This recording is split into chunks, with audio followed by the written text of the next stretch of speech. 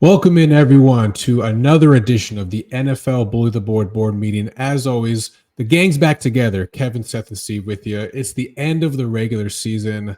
Holy hell, it's flown by. We got to go in for you. Lots to break down ahead of some potential playoff clinching scenarios heading into wildcard weekend in just a couple weeks. Stick around.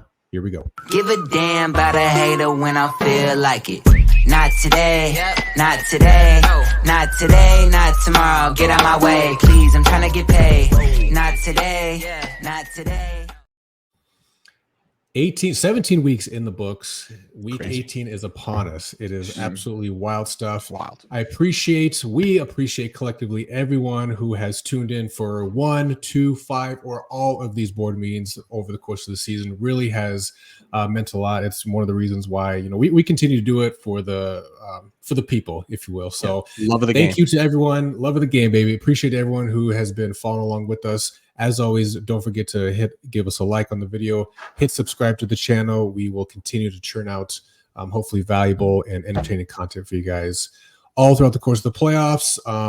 Into the off season, we'll talk about that a little bit later, but we got stuff coming for you in many different ways and formats. So, week 18, boys.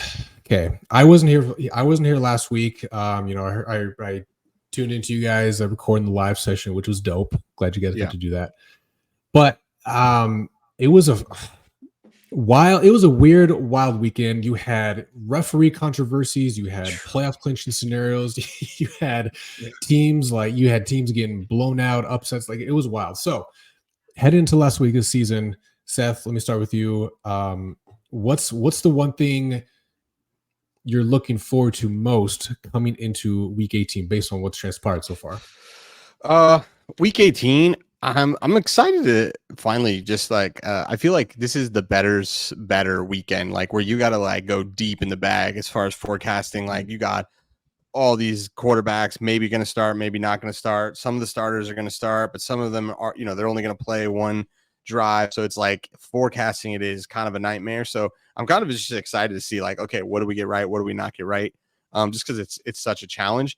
I don't know. Week 18, though, in some ways, from what we're going to learn is pretty nil, because a lot of the big matchups and big seeds are kind of locked up. I think we're going to talk about it. Bills, Finns. That's probably the biggest one on the card that really is the Bills are legitimately playing for this, which is wild. The second seed, or potentially not make the playoffs. That's such a dichotomous situation for them. So that one's the biggest one. And then I guess Tampa Bay, I've kind of secretly been rooting for them all season, mostly because we had a future on them over the season. Not secretly. We've been I guess, but I guess I caught Tampa Bay fandom. I was rooting for the over, and then the over cash, but I'm still yeah, you guys go. So it was a little bit disappointing to see them get shellacked last week. But no, I don't know. And I have to say, we were just talking about it off air, LA I'm just super curious about them. This team isn't all that different than the team that won the Super Bowl just a couple of seasons ago. They kind of, I don't know if they scare anybody, but they should, in my opinion. Now, that being said, I was all about the RLA bet last week, and man, they look like a team that wouldn't be scary, but one game, you shouldn't really define a whole season off one game. But those are the kind of things I'm looking for. And then I guess the last thing is, and this is super square of me, but I don't know, the fan in me, the human in me is how does Detroit kind of bounce back from that controversy? Because I'm sure we'll talk about it, but it's there was just so much happening there, just the whole thing. But it's just okay, that happened. That sucks. But you do still have a chance to kind of control what you can control, which is, going and getting a W, right? They can still do that. Sure. Well, it doesn't necessarily mean it will lead to the second seed, but it could. So I'm really curious to see how that team handles that. All right, Steve, let me get your take. Fire off, baby. The one thing I learned, or the one thing I'm most excited about for this, the one thing I'm most excited about is that no one can ever again for the rest of the season say the Cowboys are not frauds. If there is anything I learned this entire, yes, they won the game, the controversial call, which I'm sure we'll talk about, like Seth said, but they recovering.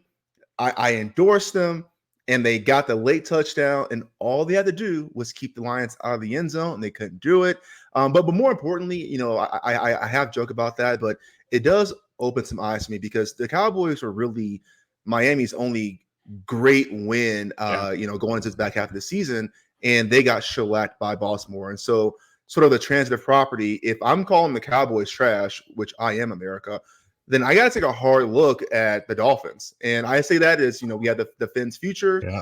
I don't know, man. I was all about the Fins coming out the AFC, going to the Super Bowl, but I'm hard pressed saying that's not going to be Baltimore now. I don't know how anyone can make an argument that, you know, Baltimore doesn't have at least the best chance to get there. Now, the Bills are getting hot. I will say that.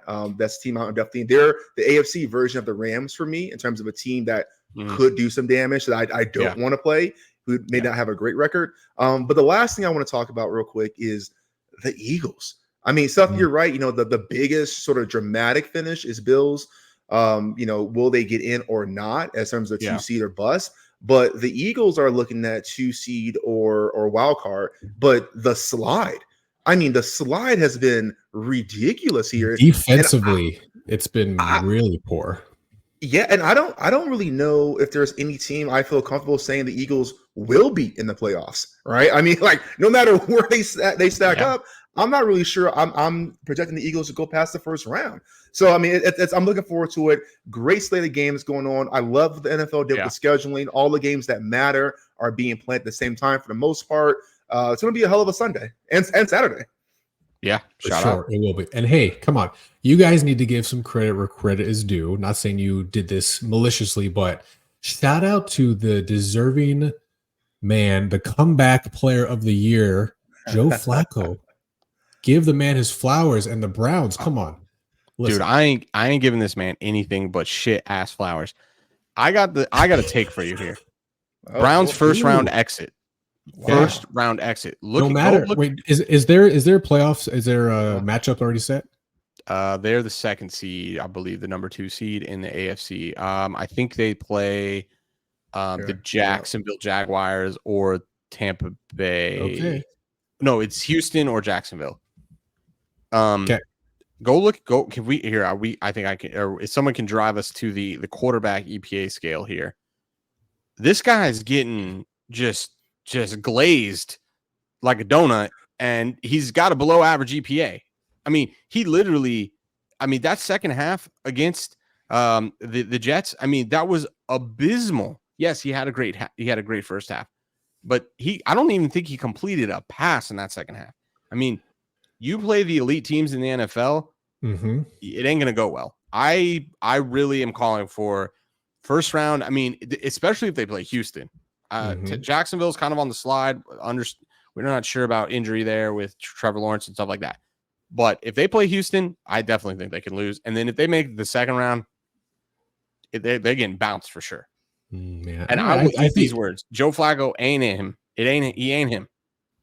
Oh yeah, I mean, I'm not claiming Super Bowl or anything. That's a little overzealous for the sure. The market's on fire. You see DraftKings telling they're the second best favorite Super Bowl team since 2 weeks ago. Yeah. People are burning their money. If you want my Venmo, just let me know. You can send me the money. I would make way better use of it. Damn, Joe Flacco suck. Big hate. Yeah, I mean, I think you got to If Flacco's not the savior, fine. I'll concede, or I'll give you an inch there or whatever. But I mean, how do you really feel? Games. They've been winning games, but just you got to play. You got to play offense and you got to play defense. What about this team screams or doesn't suggest to you that you can make some weird fluke shit happen with your defense and win a playoff game or two? I mean, they've been doing it all year. I mean, Baltimore's a close second. Like they've been creeping up in terms of total net ratings. Like Baltimore and Browns 1A, 1B in terms of defensive performance. But yeah, man, it's been the constant amongst the chaos for the Browns, their defense. So that's what you got. If it was just Flacco and they had an average defense, I'm with you there. But I think you're underselling them from top to bottom. Well, and I don't like that first round matchup, especially if they play the Jags. So I'll concede there. But like again, if they play Houston, I definitely they very much can lose that game. I just you're not wrong at all, and I don't disagree with anything you said that such an elite defense can lead to some wins. I don't disagree with that take in a nutshell. But when you zoom in on playoffs, I think you have to be so much more well-rounded to go far. So yeah, can they beat the Jags? Okay, maybe I'll concede you there. I just think after that, the quality of these AFC teams, and specifically the quality of these AFC offenses, I don't see that their defense is going to just be able to just lock everybody down. I just don't see that. I mean, they gave up 27 to the Jags. They gave up 36 to the Rams. They gave up 20 to the Bears. They, like, what are we talking? They gave up 20 points to the Jets. Are they really that good? The Jets suck. Trevor Siemian. 7 of those were defensive points. Well, but hold on though. But if you're going to make the argument that the Browns defense is not that elite to stop elite offenses, given how they perform against sub elite offenses, which I agree with that take. Okay, yeah. Then how they win these games? Then I feel like if you're going to take credit away from the defense, you got to give it to the offense. But they're just playing bad teams. Like they're just beating the shit out of bad teams. I mean, look at their last. So they lost to the Rams. Okay, then they beat the Jags. They beat the Bears, they beat the Texans, and they beat the Jets. What are we talking about? Two playoff teams. Jags, Texans. Well, only one of them's making it.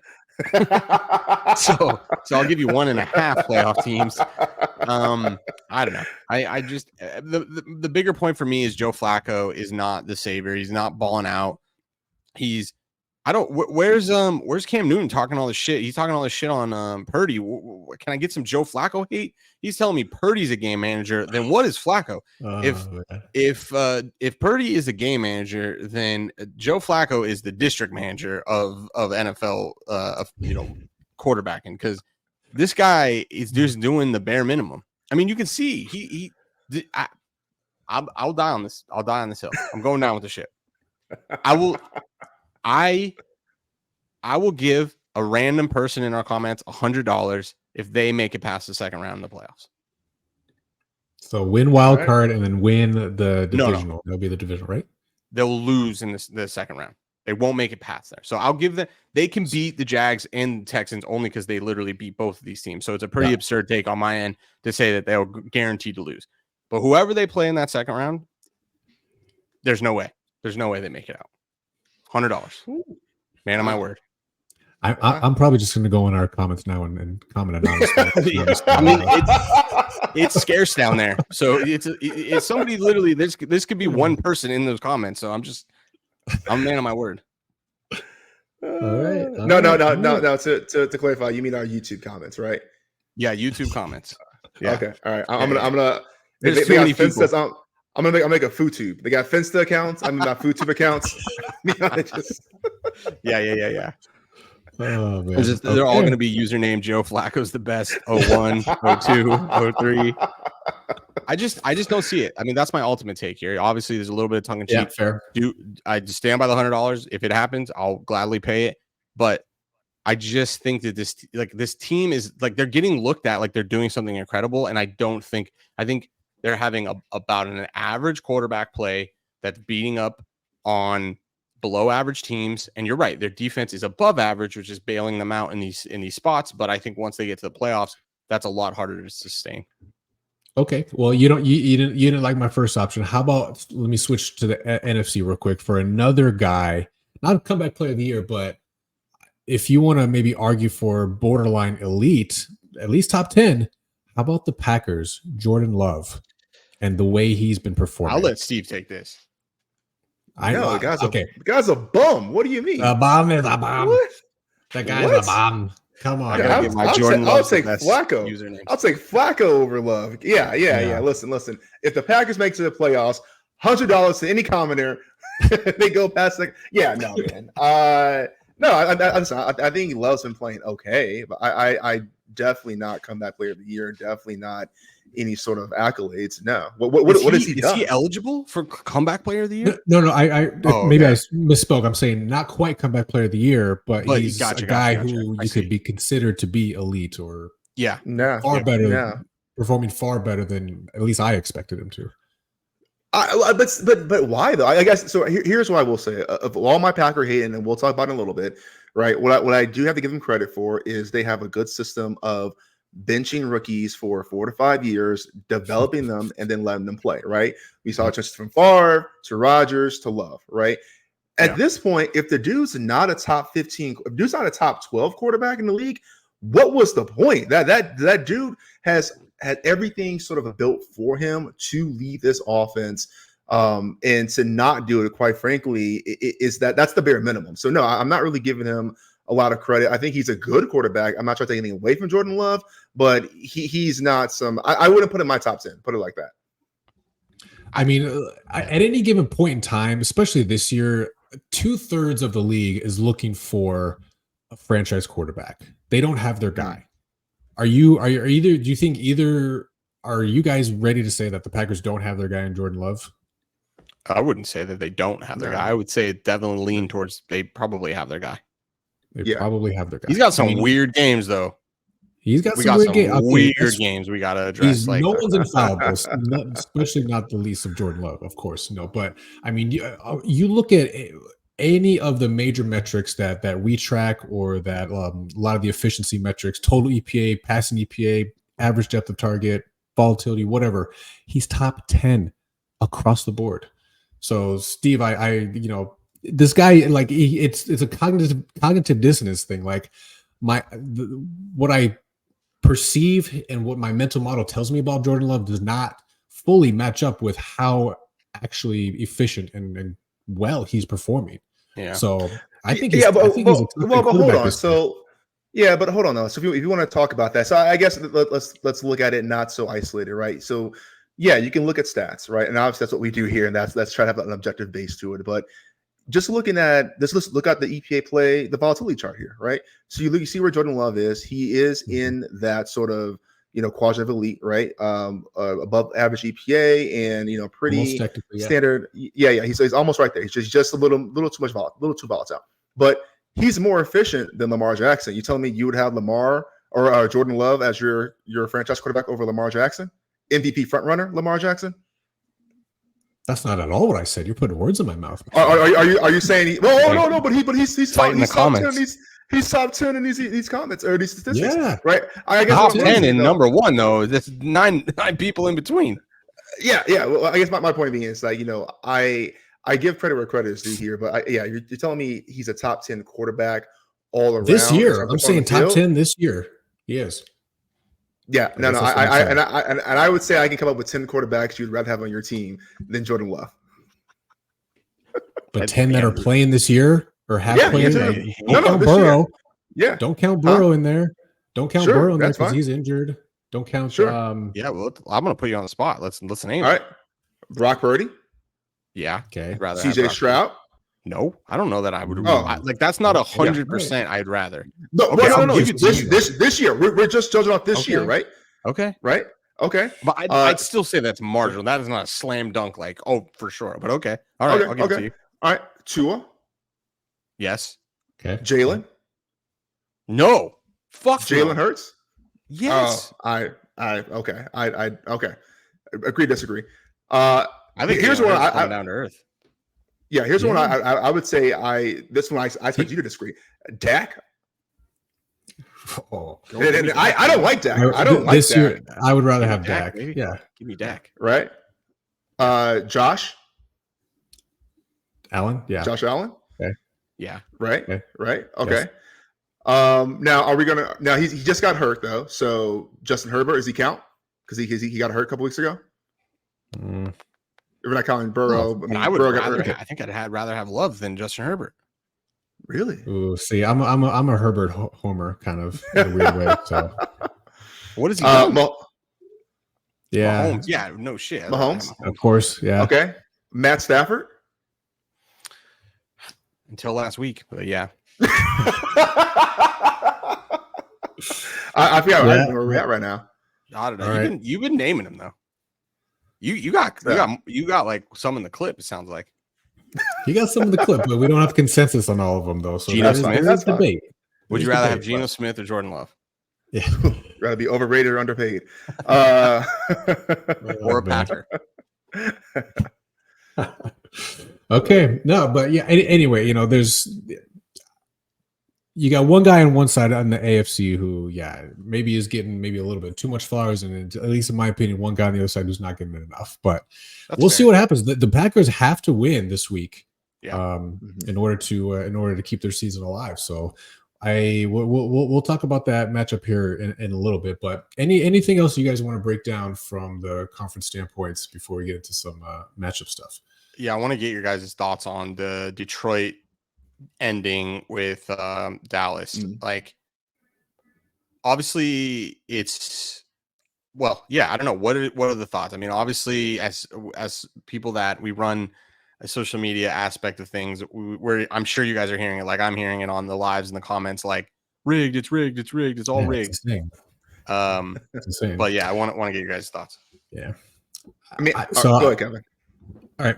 So, I'm like you guys. I've probably seen every angle, every replay, every slow down, slow-mo version of what the guys apparently reporting to the ref, yada, yada, all of it, right? And I generally have a mantra when it comes to NFL refereeing that I think applies in the aggregate. It's never attribute malice where you can contribute incompetence. I think it's probably a big-time major fuck-up. Just to put it as simply as I could put it. Yes, it was bad. They messed up. Does that mean it's rigged? Of course not. No. Yeah. So that's as simple as I can put it. It was not a good look for the referees. The NFL took action against them. They demoted them, right? So it's not like it went unpunished, if you will.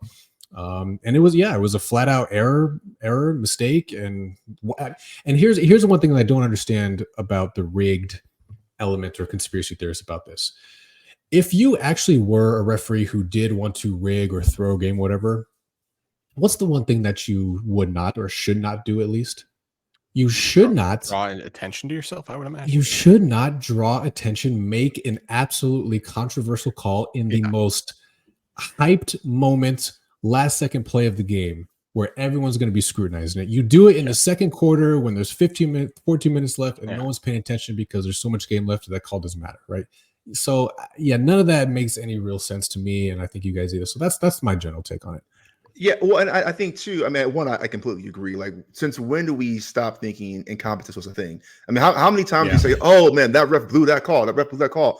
All of a sudden, that they're perfect. Like, no, they fuck up all the time. This is just a bad mistake. You can even see in the replay. I mean, the ref is like half-ass paying attention. He's not even really looking at that direction. He's trying to get the play going. So I mean, this dude messed up. And to your point, Kevin, about the whole conspiracy theory thing, if you're going to throw a game, right, and you're saying, oh well, they it's rigged because that's why who's betting Cowboys a money line as a 6-point favorite, right? Like that play had no that play had no effect on the outcome of a spread bet. And if you're saying, oh well, the money would have been the Lions would have won, right? They lost, right? So the only person that would have benefited was Cowboys money line bettors. And what? So but then the very next play they call a flag on the Cowboys. Oh, right? so like a makeup call. Well, I'm just saying that would be a counter argument to even them doing the first call. Right. Yes. The very next call they call against the team that they would be getting the fixing for. No, it's just, it's no, you guys said it best. Like, it's just I mean, it'll never go away. We'll always have to kind of deal with it. You guys have kind of said it all best. The other thing, I haven't heard this take once, is the Cowboys gave up a drive. There was a minute 40 left, and they threw the ball twice in a row without running it. So there's an extra 40 seconds because they only had one timeout left. Yeah. There's an extra 40 seconds on the clock. So that's Mike McCarthy mistake. And then Dan Quinn just decides, like, one of the best defenses in the NFL. Nah, we're good. Like, we're just gonna fuck off. Like, they gave up, that touchdown. Like, no one's talking that the Dallas Cowboys put themselves in a horrible situation. Exactly. Now, obviously, I understand why the focus is on the mistake, but it's like, why are we not talking about, like, Dallas pissed that game away, like, period. Right. Like, and that's I gotta imagine concerning, or if you're in the school of Steve, like, just business as usual with the Cowboys, because I asked you the question last week, is Detroit a good team, and you said yes, and they damn near they lost to them. They should have lost to them. So Yeah, it's an interesting take, but or interesting, just a weird thing to see. But I agree with you guys. Yeah, 100%. All right, there are a couple of playoff clinching scenarios, winning in games, if you will, for Week 18, which you love to see. Yeah. Correct me if I'm wrong. Maybe some quick history lesson we'll do, but it wasn't only until maybe 4 or 5 years ago, it seems like, that the NFL started scheduling, conference only games or division only games, rather, like in the last 1 or 2 weeks of the season, to prevent or discourage teams from resting guys and making these Week 18 games like meaningless for 3/4 of the league. Well, the division games have been for a while, and I can tell you that. I can tell you that as a Bears fan, because it was during the Packers run. I want to say this must have been in 2009, 2008, 2009, somewhere around there. Okay. The Bears rested starters. The Packers beat the Bears in the last game of the season to get the Packers into the playoffs, and then the Packers beat the Bears in the playoffs. And if we had just taken care of business on Week 17, they would have never gotten there. So that was back in undergrad. So the division games have always been there. But to your point, it seems like they made an extra point to schedule timings of games so no one knows the outcome, and that's been recent. And I do appreciate that. Yeah, for sure. So we got a couple of good ones on our hands that let's break down a little further here. So first one up, AFC South matchup, winning in for the Colts. Colts winning in, and Texans. I have it up here. I don't know if anyone has it handier, but is it winning in for them as well, or they also need a loss from, I think it's Jacksonville, if I'm not mistaken. Right. Yeah. So if the winner of this game gets for sure a wild card spot. It's winning in from that standpoint, and then it's the division that's up for grab between those three, because they're in the three-way tie, I believe. Got it. All right. So with that as the background, again, Texans, Colts. We put this number at 1, and the market opened at 3 here. So there was a little bit of EV on the Texans at that point, but this has been since bought down to almost a pick 'em. I think we're basically at -1 consensus across the board at the moment. So this one's interesting because this is the first. CJ Stroud came back last week, played well. They beat up on the Titans, I believe it was. And the Colts, I don't know. Have you guys watched much Colts football this year? I have not personally, other than a couple weeks. I think we've had them in games with the model.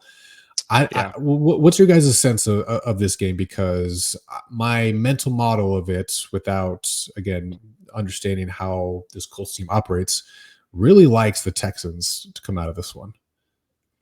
Yeah, I've watched very little Colts games other than when they somehow miraculously won against Baltimore, and then when they were down 23 or 24 points and came back and went to overtime with LA and ended up losing in overtime. But those are the only two. I don't know. I mean, the only thing that comes to mind here is how bad would Atlanta kill to have Minshew, who was just sitting there for the taking in the offseason. But no, I don't know. I have no real great mental model for this game. I'm still not even – my brain can't comprehend that the Texans are good. They've just been bad for so bad. It's like, no, 100%. I think that's a fair assessment, because I'm with you in that boat too, because but then again, I have this weird kind of built-in bias against them going into the season, because I wanted them to be bad because the Cardinals have their pick. Yes. So it's been like a double gut punch to me that they've been good or better than expected. But I mean, give credit where credit is due. Like we've talked about him several points throughout the season. CJ Stroud, he's more efficient than average. I mean, for a rookie quarterback, I know he's technically more volatile than the league average, but he's probably right where you expect, or even probably better than you might expect your average rookie to be if we were to adjust this point for rookies. So I mean, they're a good team. They're a good team. Yeah, and I will say, not just he's good for a rookie, he's good overall, and not just that he's good overall, he's good with, quite honestly, not a lot of help around him. I mean, remember when the season started, we were talking about, I think we were against the Texans early on. Or like they have a makeshift offensive line.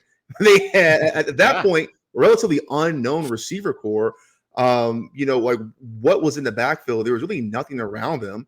And what does CJ Stroud do? Nothing but just lead this team up and down the field. So like, week in and week out for the most part, when he's played. So yeah, I got to give you that. And even when Tank Dell went down and Nico Collins got hurt, like, I thought the Texans were done. Like Stroud came back, Keenum did his thing for whatever. Stroud came back. I'm like, but there's nobody left. What's he can do? And what do you know? He takes him to a 26-3 victory over the Titans. Yeah. So yeah, man, I'm gonna not bet against this man in the sense of this dude's a bad dude. And I'm a believer in the Texans. Now, I don't want to give Seth too much credit and saying they're going to beat the Browns to make it to the playoffs, but they could beat the Browns. Don't tell Seth. The thing that comes to mind here for me is the pass funnel angle for the Colts and really trying to take advantage of the Houston Texans being a pretty big pass funnel. I mean, there's such a pass funnel that damn near made my boy Joe Flacco look like a god when he played them. So I think that this is a really good spot for Minshew in this spot because he's already been balling out.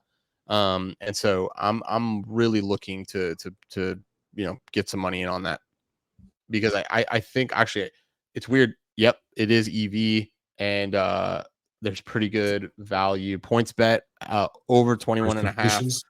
Yep, 21.5 completions plus 100 over at points bet. Looks to be the best number, followed by FanDuel, which is minus 108, which is only a 0.44% edge. But I think I'm going to slam that. I'm going to be slamming that all day. And then from receptions here, looks like there's some value on Michael Pittman. So I'll also be locking that in. And whoever the fuck Josh Downs is. So over 6.5 receptions for Michael Pittman and over 3.5 for Josh Downs. Okay. Both of those. Yeah. I mean, for what it's worth, I'd be curious to see if there was any correlation. I'll use that term loosely because this also has a pretty high total, one of the highest of the weekend, actually. Outside. I mean, look at those offenses. Yeah. Outside of the Bills and the Dolphins. Look at both 41% success rate, both 44% echo rate, red zone success rate. Texans are a little bit better but look at the third down conversions, their drive sustaining. Like these teams are very similar. I think this is going to be a kick-ass game. I couldn't tell you who the fuck's going to win. I mean, you can see there, like this actually, I ended up catching an early line here. It ended up actually truly opening at +1 for Texans. So, I mean, the market opened this at 1. I'm sure that would push our numbers a little bit in favor for the Texans here, but this is gonna be a good game. Yeah. Now, would you say? Because I'm with you, Seth. Like I can't conform my brain to think of the Texans and Colts as playoffs teams. In this last decade. Yeah. Is this going to be the best game that nobody watches outside of Texas and Indiana? What time is it on? This is a Saturday game. So there's only 2 games on Saturday. Oh, okay. It's a Saturday game. A lot of mofos be watching this game. Yeah. Because I think there's only 1 game at a time. Yeah, especially on Saturday. Yeah. Well, no. Oh, yeah, for sure on Saturday. Sunday, it's just a 2-time slot or the 3-time slots, right? So yeah. Yep. I'm with this. This is gonna be like a lot of confused wives and girlfriends. Like, wait, I thought the Texans and the Colts were bad. Yeah. Like, yeah. They were. A lot of confused husbands and boyfriends. yeah. Just confused households. Yeah, but there's some really great value here on the pass funnels. I'm really surprised by this. Yeah, Michael Pittman and Josh Downs, like just like you can 10% value right now on Josh Downs. I don't even know who this guy is. But he's catching 4 balls. He's catching 4 balls, baby. Okay. Michael Pittman, I think, is their main target. It looks like FanDuel is where you got to bet that. Over 6.5 receptions on FanDuel. Yep. So okay. Good. And you can get Josh Downs on FanDuel as well. minus 140 over 3.5. Let's go. Pass funnels. I gotta bet that now. I don't even know where my phone is. Lock it in. Right, don't wait. Bet early, bet often. I'm doing it right now. All right. Sunday night game. The other marquee one. I think you alluded to it earlier, Seth. Probably going to be the most watched, the most, I think, consequential game of the weekend for sure. So Bills and the Dolphins. Our number is in favor of the Bills here at -1. This opened at 3, and this market bobbed and weaved ever so slightly on this one, but it's kind of has settled at the 3 so far as we speak here. So very interesting game here. I mean, you have the element or the angle, Steve. Still, that's like been the bugaboo for the Dolphins. Like they can't win against good teams. Luckily, this one is in Miami. They don't have the road bugaboo to add on top of it. But we talked about this Bills team a couple weeks ago that watch out, man. Watch out for them. They were getting right, Josh Allen, and they were getting healthier on defense. Weird thing that like Von Miller was a healthy scratch though last week. So I don't know what the deal is there, but he hasn't been incredibly productive. But still, they're as getting healthy as they can be because I know they've been decimated across the year. But this one's going to be dope. I am sweating it already because, in part, because of our Dolphins' futures. They're obviously already made the playoffs and they're in. But if they lose this game, their situation does not play out favorably for them. So, what are you looking forward to in this one?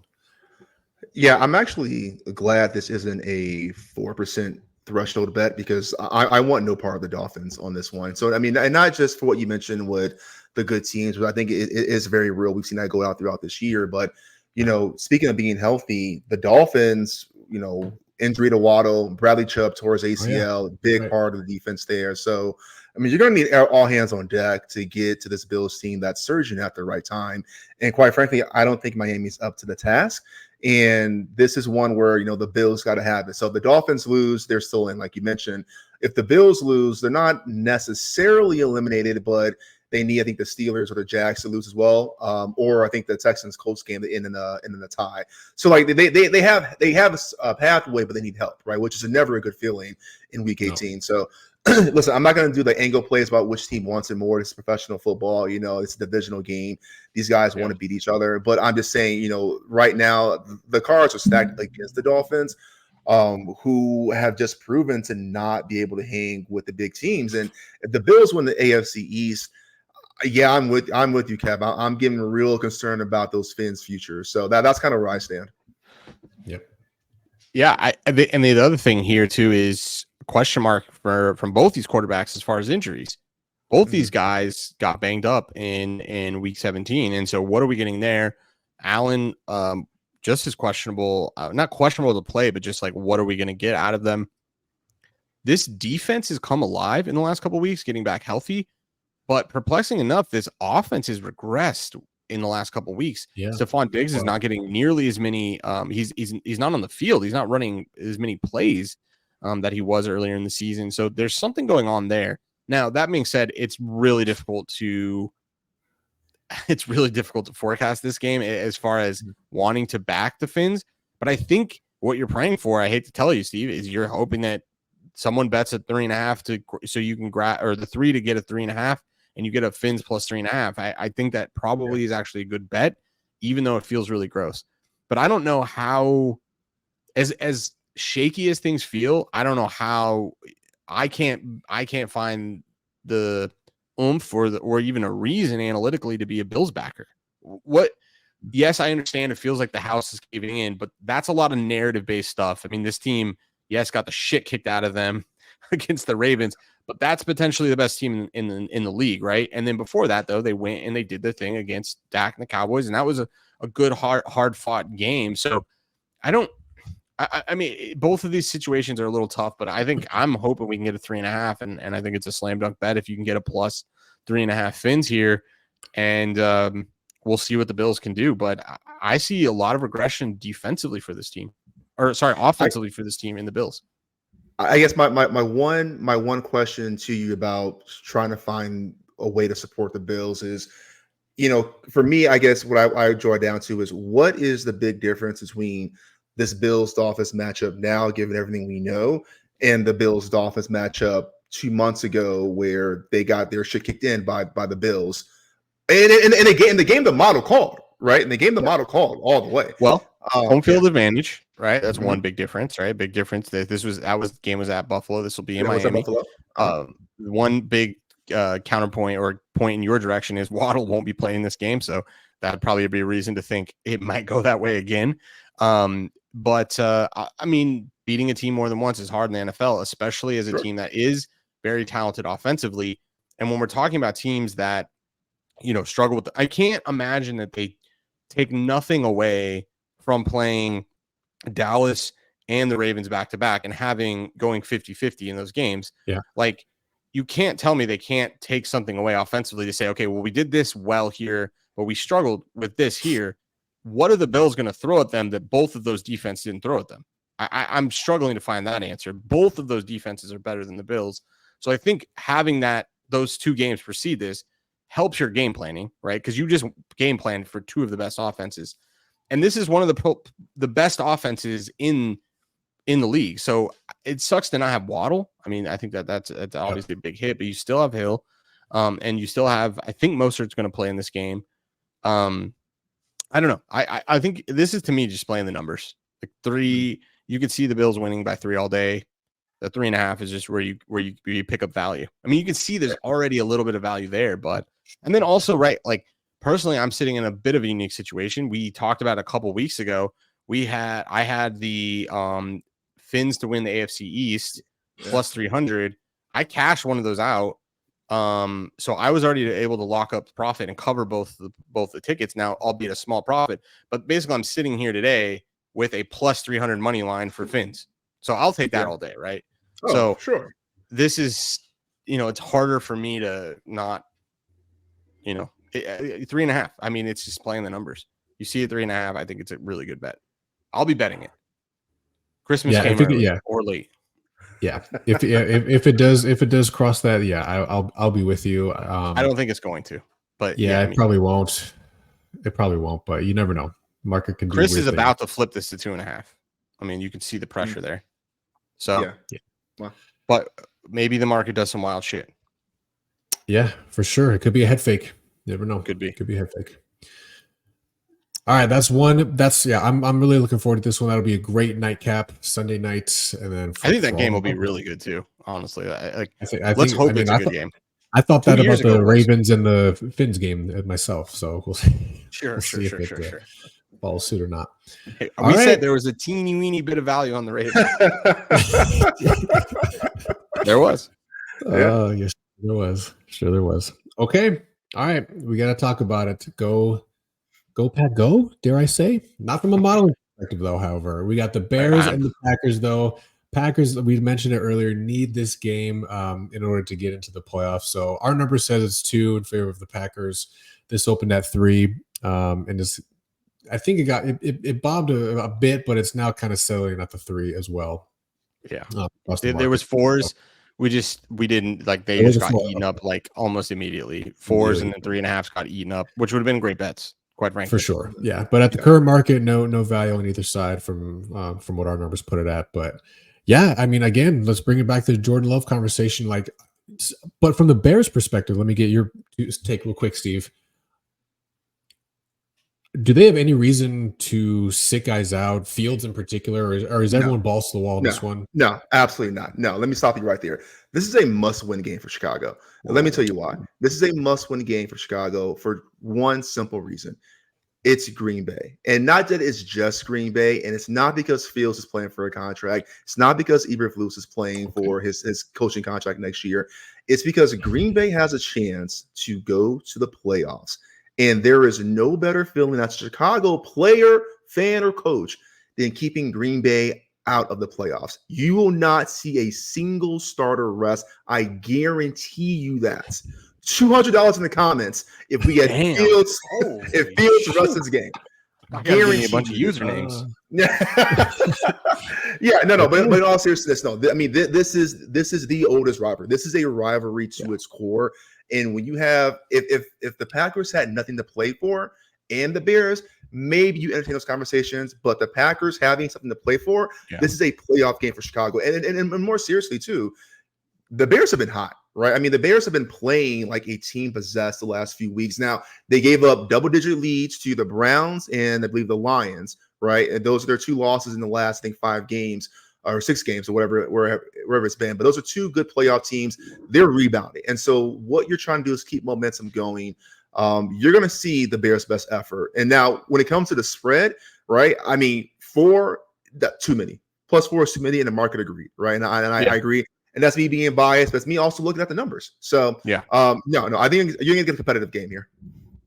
Does it change anything for you that they did say that Eberflus is the guy? They're moving forward with Eberflus. His job is safe, whether some coordinators come back or not, but Eberflus is going to be the head coach next year. So can he in good conscience go out there and get his franchise quarterback's ACL torn? I mean, I know on purpose, of course. No, right? No. But I think this is far more. This is far more than any given play. I mean, that's the risk you take when you put on that jersey, right? And so I mean, it Fields also playing for his life, and right now you have to really consider is Fields. So 2 scenarios: either Fields is going to be Eberflus's guy, and if he is, then you want to continue that success. You want to build this momentum going into the offseason. You do not want to lose to the Packers and have a year to think about it. Trust me, we've done it. It sucks, right? And isn't that the risk you run by playing him then? No. If you sit him, he can't lose to the Packers. That's even worse. Absolutely not. No, the team loses to the Packers. No, absolutely not. But if Fields is not the guy, then you owe it to him. Now you can see what he says, but everyone knows Fields is a baller. If Fields is not the guy, then let him audition for his next contract. It's no skin off your back. Fields has every incentive to do it. So no matter what, you're getting the best effort here. There were reports going into after last week saying that it was positive that Eberflus was going in. So he knew then that he'd be back. But no, you got to build off this momentum. All right. Sounds like blood in, blood out. Okay. No kidding. Bear down. Let's hope we can get a 3.5. This is another one. You get a 3.5, you have to bet it. Plus 3.5 you have to grab it. Like it's just good value. This is in Lambeau though, so there is that element as well that you're gonna have to account for. So value is gonna be value at that point. If we can get 3.5, we'll scoop it up. But winning in for the Packers, so we'll see what they can do. Another interesting NFC playoff scenario here with the Cardinals and the Seahawks. Obviously, the Seahawks are the potential playoff team here. So, from a modeling standpoint, our number says it's 4, and this opened at 3. And there was some interesting movement, I think, briefly on this one as well, if I'm not mistaken. But the market basically now is kind of moved down to 2.5. But that was that today or earlier? Yeah, this was today. Okay. It moved down this afternoon, I think, for 2.5. There's consensus at market makers at the moment. They're all they're all expensive threes if you want to take Arizona's side. But this one is, I don't know how to feel about this one. That's a bad bet. We gave out Seattle minus 2.5. That's where the value was, but it got bought back pretty quick. So hopefully our board members were able to grab it. But I don't think Arizona's a play anyway. This ties into the game though, because in order to get in, Seattle has to win and Green Bay needs to lose, or Green Bay needs to lose on a couple of other things depending on if Seattle ties Arizona. But basically Seattle win, Green Bay loss, and Seattle is in. This one is weird. So going off of Steve's kind of rant about the Bears and the Packers to a far lesser extent. This is obviously a division rivalry game. You have a weird situation scenario where just yesterday too, the Cardinals came out and said, Kyler Murray's our guy. He's, we're not fucking around with any rookie quarterbacks next year. He's going to be our guy, blah, blah, blah. They have no real incentive, in my opinion. They just lost their starting left tackle to an ACL injury. So he's down. You still got Kyler Murray coming back. Weird position or weird space to be in, basically, with coming back from the ACL injury, having nothing to play for this week, but other than like pride, basically, this sort of unquantifiable element that all teams kind of play for, all guys play for at year end. So I don't really know. I don't know if 3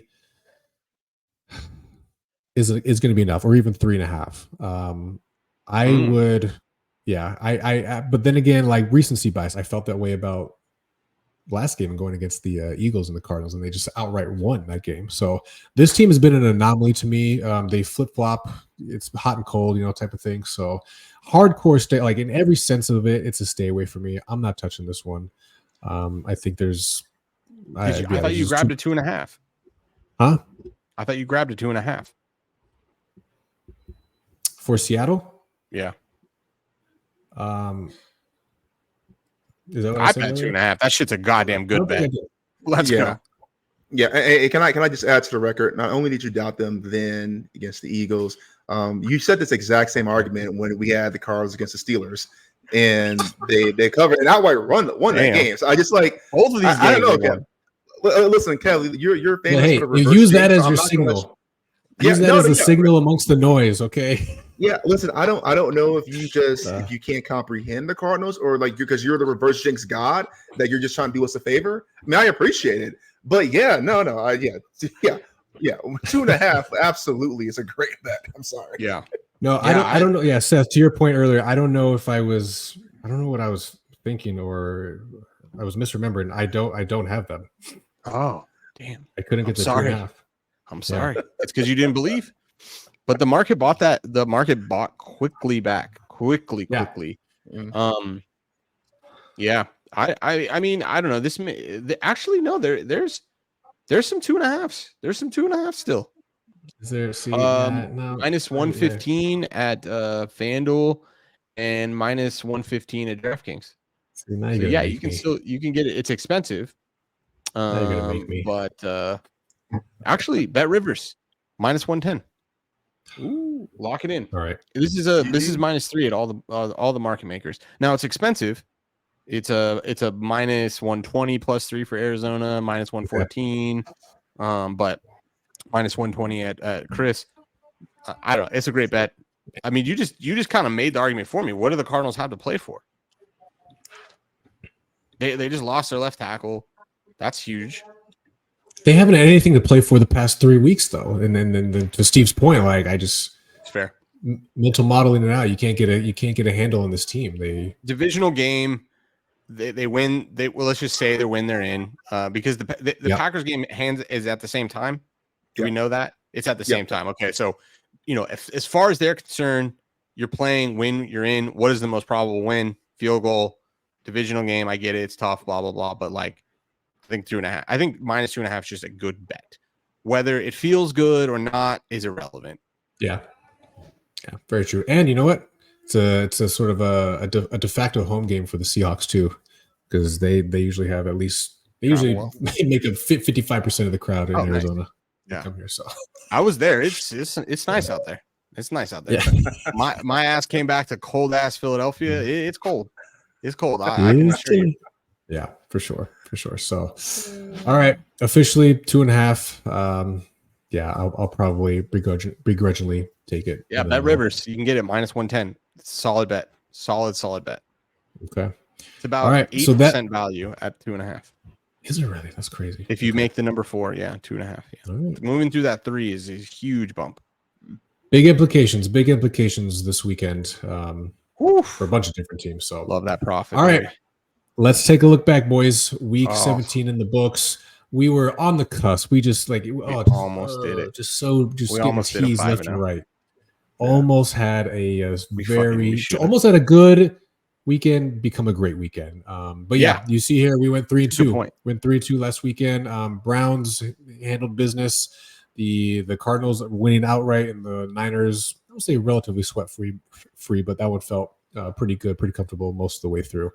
But yeah, we talked about the Cowboys and that whole messed up situation. But the Rams, were you watching this in real time, Seth? Because they were covering. We had this backdoor, bad beat central, baby. Punt, like literally, and I mean, correct me if I'm wrong. No less than 10 out of the 11 guys were touching the punt returner, and somehow he got away and scored a touchdown. I mean, the most gnarly shit. Go back to the Cowboys. Minute 40 left, winning by 7. I think we had 5.5 or 6. I don't remember. But point being, we're covering. I mean, how much money do you bet if I say you have a -6 spread. They're winning by 7, and there's a minute 40 left, no timeouts, and you have a top 5 defense. How much money are you figuring out how to borrow, steal, beg? I mean, so we were at one point covering every single one of these bets. Whatever. Yeah. Like you said it better than I could ever said it. A good weekend almost was a great weekend. We'll take good weekends all day. So we didn't get positive variance, but what we did get is we realized the expected value that we aim to get basically every week, which is right around that 55%. So I am a happy camper here. Yeah, can I say something real quick though? So I think Seth, you hit it spot on in terms of both these teams had the lead late and they had just done what they're supposed to do. We're walking away 5-0. But can we take a second to talk about the new NFL? Because both of these games, if the team would have gone for 1 instead of 2, we theoretically would have had a chance for a push or a win in overtime, right? You don't know, right? You could have lost outright still, but you at least extend the bets. But we're seeing more and more about these teams going for 2 down 1 late. And I think at some point, obviously this is the last week of the regular season, but there might be something in here thinking about you guys' mental model going forward, you guys being the viewers here, in terms of figuring out these coaches' tendencies and how aggressive they are. We like to talk about live betting and all the sort of opportunities there are there. And it's a great example. It's the exact same example Ed Miller uses in his book, Interception, where, you get a live line team down by 14, the line's plus 6.5. These coach goes for 2, that actually may be a better bet, right? Than a coach who is going to go for 1, play it old school. So, it's real, right? And we're seeing it more and more. Super real. And I think it's such an astute observation of something I've been keeping note on. Is definitely something we're going to want to add to our model. Like who is the coach? Because these decision makings play a big role in the covers and the numbers that you actually have. And exactly that. The other thing that comes to mind too is, can these guys, they're obviously not betting, but they're learning their own lessons and variance. The thing that these guys that don't come from the coaches that don't come from the analytics world that try to adopt analytics, they have not learned the valuable lesson, which is sample size and variance are inversely proportional. And so can these guys stomach it? Because if you're going to go for 2, you got to go for 2 every single fucking time. If you want to realize the edge that your, analytics department is telling you.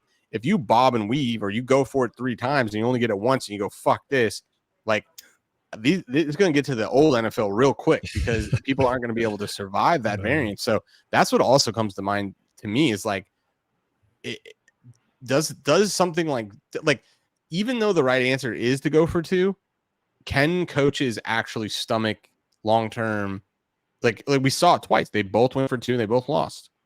Doesn't mean it was the wrong decision, but it takes a gnarly brain, and we've all been there as bettors and somebody that we teach this stuff and we go through it. It takes gnarly brains to be no, you become not results oriented, you become process oriented. But you have to be so understanding of your process to be no, this is why it's a good process, why it's a good decision. I don't think coaches, they don't even have the longevity to be process oriented. They have to kind of be results oriented. Exactly. So larger point being, let's get back to the old NFL as soon as possible, please. Because you're right. I mean, what is the chances we win at least one of these in overtime? Right. I think it's pretty high. Sure.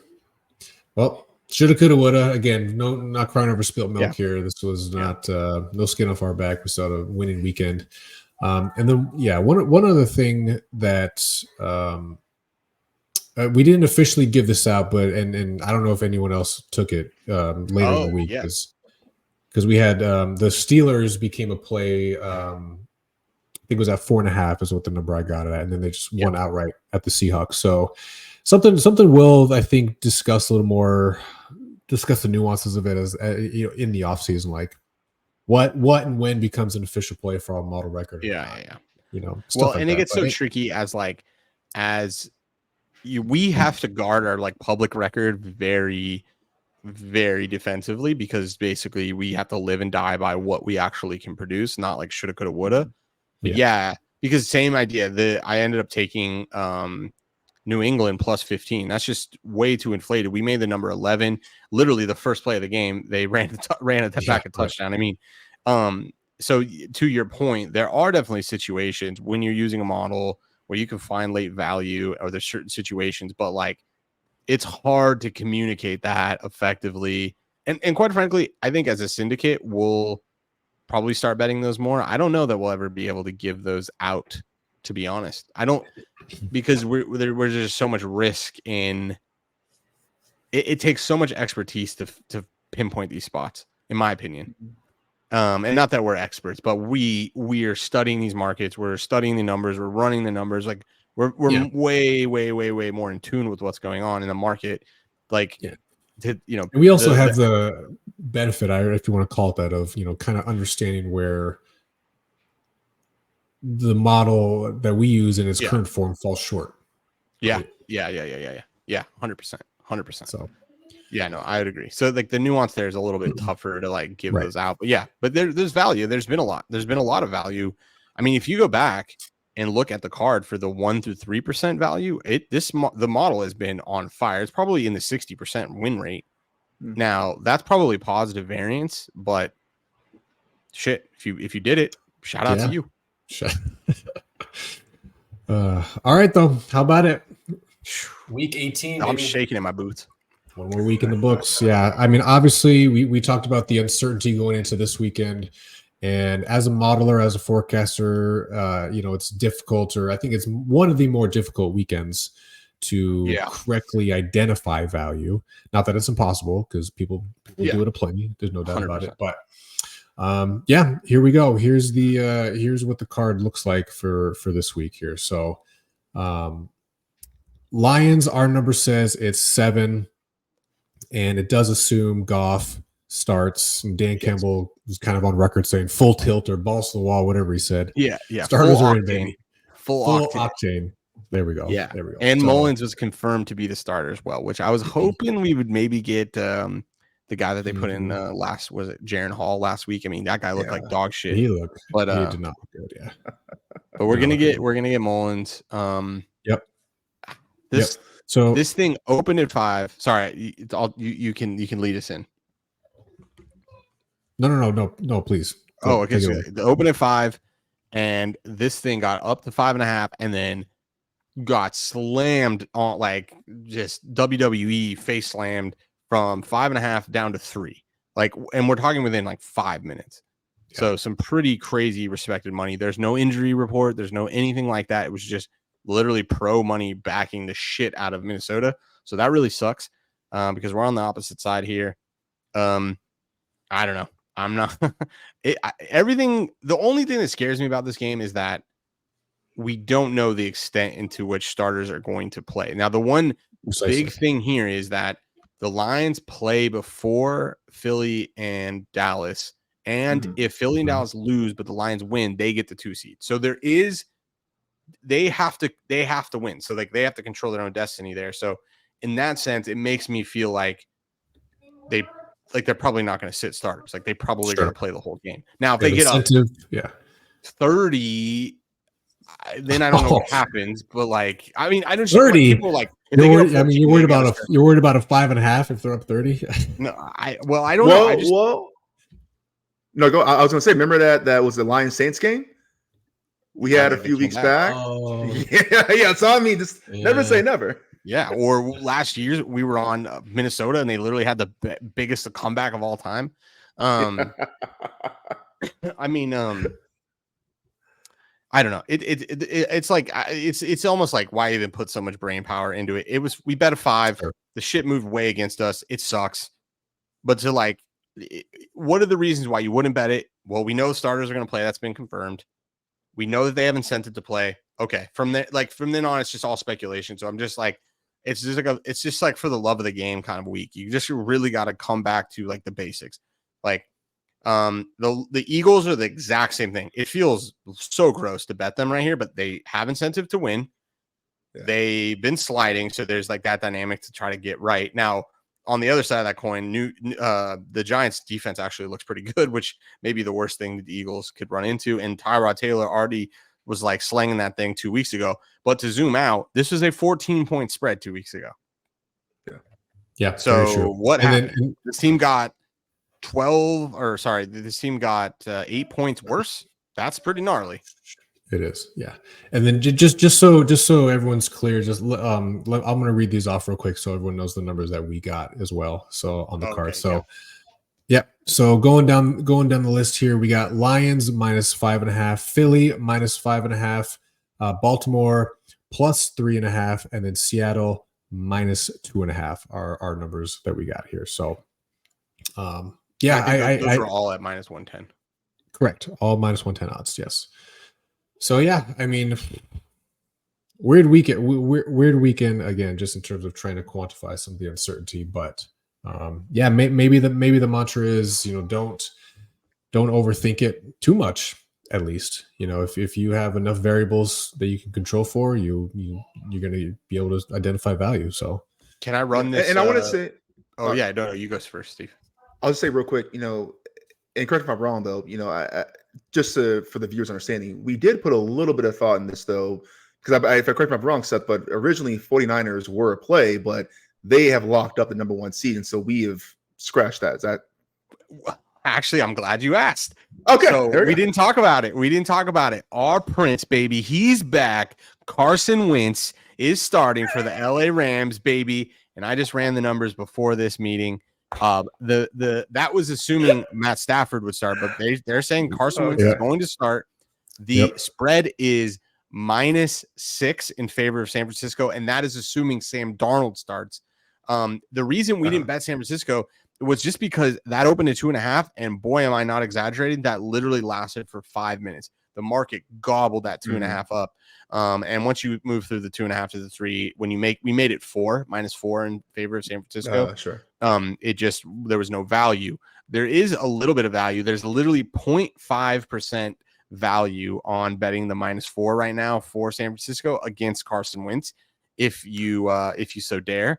But that was more of, we just weren't fast enough. The market loved that bet. Like, I'm not exaggerating. Like 5 minutes, it was gone. So that was there. But to your point of thought, there's so much thought because we developed. So why do we think we have an edge? Why do we think we win? We have a team-based model, but we have one player or two player in our models, each quarterback. And we think that we show that adds, and we can measure that adds a ton of value to the predictive nature of these models. And that's why I think we find a lot of value. So we've developed that off in the offseason. It's weeks like this where I hope it shines. But, we were talking about variance earlier, but we're modeling, like, the Ravens number is with Tyler Huntley starting. Like, it's looking at who is Tyler Huntley, who are starts, and what should we expect to get from him. And so that's why we're deriving value. It isn't just like the number itself, so to speak.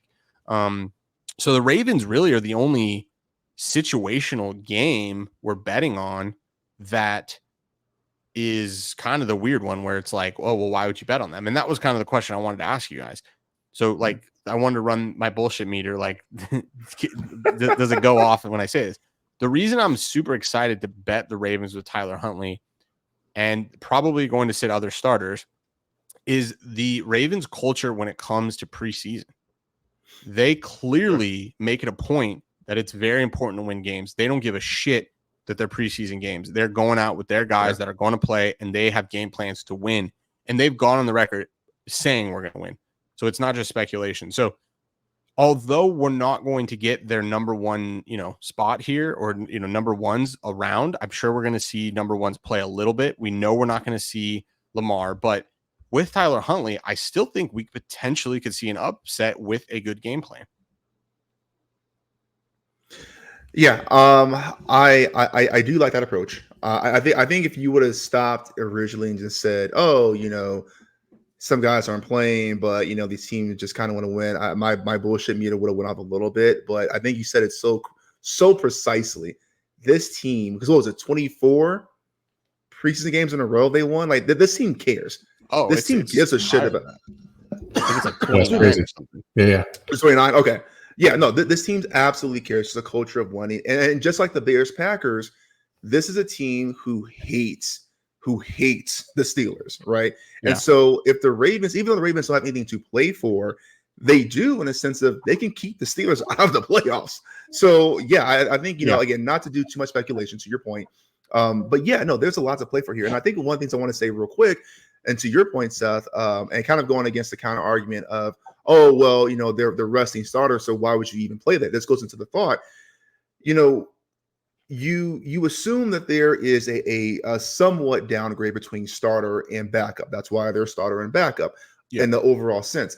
But how do you quantify that, right? So I think the default is you assume these teams are so much worse off, and that's probably not true, right? So just like you're saying, oh, well, they may not be 100%, you can't also assume, oh, they're going to be 50% or 40%. Like, you don't, if you haven't modeled that in a player-based method, you don't know that. So I think there's overcompensation going into this last week as well. Yeah. And so just because you have some people resting does not necessarily mean that any bet involved in those games is a bad bet. So I just want to put that out there. Yeah. I mean, a good example of this is Cleveland, Cincinnati. That's all the way up to +7. I think PJ Walker's starting in that game, but like, is that accurately priced? I mean, I don't remember what we make that number, but like, that's a pretty big difference. Like, you're telling me that the fall off is that much for the Browns? If this is a playoff team, they're so good. I mean, this is a talented team, and on the flip side too, Mason Rudolph is getting a nod, even though I guess Pickett is healthy now. He's Mason Rudolph's going to be the guy still. Yes, they're just coming off that win against Seattle, but Seattle's defense is a far cry from probably even most of the second string Ravens defense, right? I mean, we talked about it earlier, 1A, 1B in terms of total defensive ranking. And these guys rotate. Every NFL defensive line and secondary are rotating. These aren't just the number one, just every snap. No. That's not how it works. It's a rotation of guys. Right. If you want to be excited about this bet, go back to the quarterback volatility graph.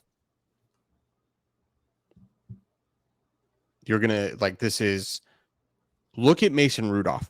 This Mason Rudolph is like, this is Scooby-Doo where they're about to pull the mask off and he's gonna be like, yo, you're a horrible quarterback. What are you doing over here? You're not, like, he's the second best quarterback right now behind Purdy, EPA per play. Now it's because he's thrown probably like 60 passes, maybe. No. This is payday. This is chickens home and coming to roost. AKA, believe regression. He is, AKA regress into the mean here.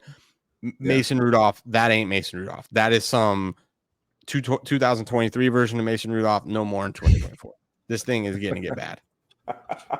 Shout out. That's like really motivational. Everyone says like new year, new me, and they assume you're gonna get better. But new year, new me could be worse. Like, it could be worse. I've seen it. I think I can pull it up quickly. Mason Rudolph's career EPA is negative point. Actually, it's not as bad as I would have thought. Negative 0.2 points. Okay, so he's about average. Yeah, but right now he's playing like he's a god.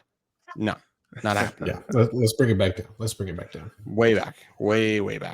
In his last 10 games, he's negative 1.52.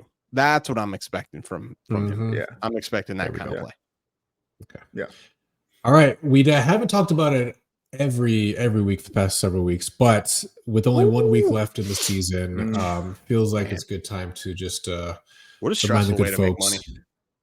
Yeah, I mean, if you can find edges in the futures market, God bless you, because the sweat, the season long sweats, just not for most people, man. It's just like, dude, it takes off. We made money and it ain't for me. Yeah, for sure. Like this. Oh man, this was so gross. This was so gross. This happened in the weirdest of ways, frankly. Like, you can, all but one are settled at this point. Okay, so it comes down. I mean, this Bears-Packers game, a lot riding on this game in more ways than one. So that's the only futures still remaining. But yeah, all these other ones have cash. So 5 and 2 so far. Yeah. So we'll either go 5 and 3 or 6 and 2, depending on. But as Steve always lets us know, the Bears will always screw you. So the Bears will probably win, and good for them. Yep. But I'm glad Green Bay won last week. It sucked that Green Bay won last week, but I'm glad Green Bay won last week. Such a double dip. So yeah. So we didn't get screwed twice. Yeah. And I gotta say, and we'll see what happens if Atlanta wins this week. there are games. Obviously, there are a lot of games they should have won because they've already lost 9. But 2 weeks ago, when they lost that stinker, it was like a 9-6, whatever, to the Panthers. Game they easily should have won. That, so like go 6-2, 5-3, with room to go. I mean, really the only one that didn't have a chance was Houston, because what the hell happened to Houston? I don't care who you are. I don't think you saw a potential 9-7 season coming from Houston. Or actually, is that potentially 9-7? Yeah. Yeah, no, there's one game. 10-7. Yeah, that should be. That's 10 one off. 10? Yeah, no. If we already cashed it or it already lost, I didn't really give a fuck because it's already gone. Yeah. But the point being, who saw that coming though? Right? I mean, double-digit win season for Houston. No. Rookie quarterback. Yeah. So bet tails. We said that, but yeah, no. I mean, but literally, I said it and I didn't bet it. So like, that's how hard it is to like. And the biggest takeaway for this season is like I said, so many good bets and just didn't take them. But yeah, I don't know. I mean, so much work has to be done, but this is literally like fifth fiddle in my mind, like of where we get our money, where we put our money. Like this season, we would have been way better off just taking this money and just making our units bigger, and we would have returned way better ROI. But whatever, at least we made money. That's, whew. I mean, that would have been that would have been really shitty if we went through all that stress and then ended up. But I mean, it's also so weird too, because the wins just happen in ways that you cannot see coming. Like the Raiders are probably going to be 7-9, like, and the last win just is against Kansas City, and you're like looking at the record all season, like, okay, where are they going to pick?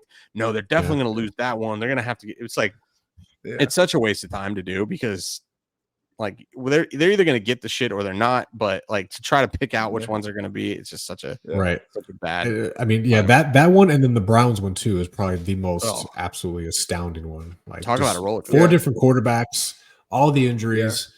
It's been an absolutely wild ride for them. Yeah, that's a data point of why this team should be good. But Joe Flacco sucks. I'm just saying it here.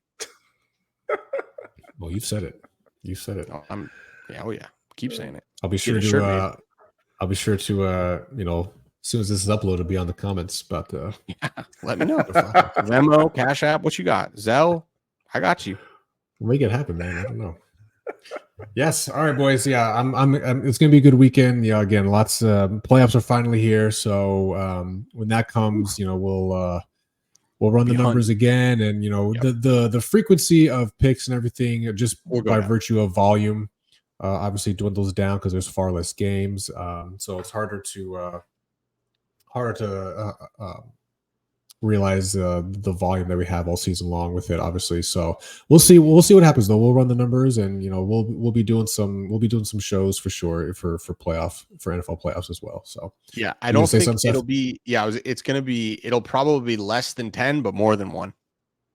I mean, we don't know where value is going to come, but like just based off of previous seasons, it's 90% confidence on that one. Yeah. It's somewhere in there. I know it's a pretty big range, but I mean, there's some years that it actually finds a fair amount of games, but there's some years it doesn't. So it just is what it is.